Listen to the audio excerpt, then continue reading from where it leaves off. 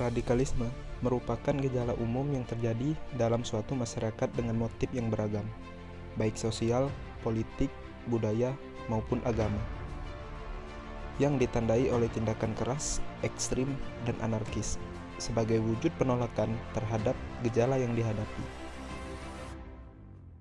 Radikalisme juga diartikan suatu paham yang dibuat-buat oleh sekelompok orang yang menginginkan perubahan atau pembaruan sosial dan politik secara drastis, dengan menggunakan cara-cara penekanan dan ketegangan yang pada akhirnya mengakibatkan kekerasan.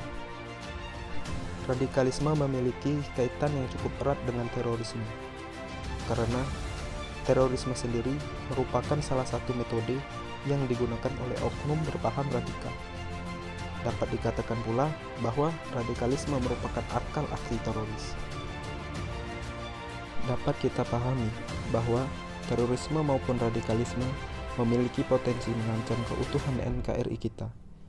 Seluruh masyarakat perlu dicerdaskan mengenai bahaya latin radikalisme, bukan hanya bahaya.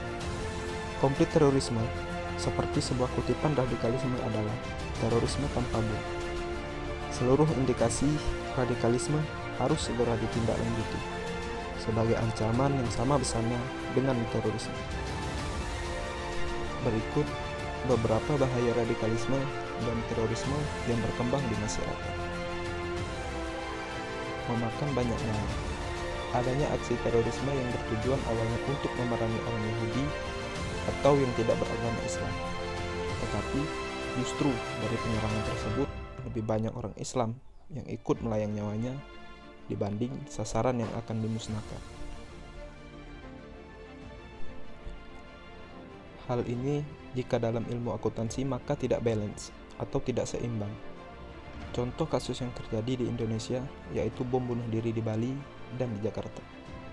Dalam kasus ini justru banyak salah sasaran yang terjadi sehingga menghilangkan banyak nyawa orang yang merupakan bukan sasaran dari penyerangan tersebut.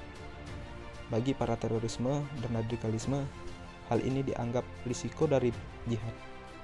Tetapi harusnya mereka berpikir berapa banyak nyawa yang tidak bersalah melayang. Meracuni pikiran anak bangsa. Adanya gerakan terorisme dan radikalisme tentu akan menjadi racun para pikir anak Indonesia.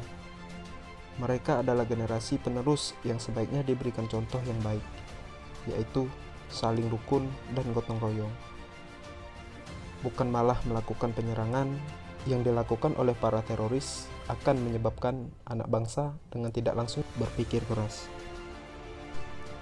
Anak muda pikirannya masih susah terkendali, sehingga jika ada orang melakukan penyerangan, seringkali mereka terpancing emosi untuk melakukan penyerangan balik.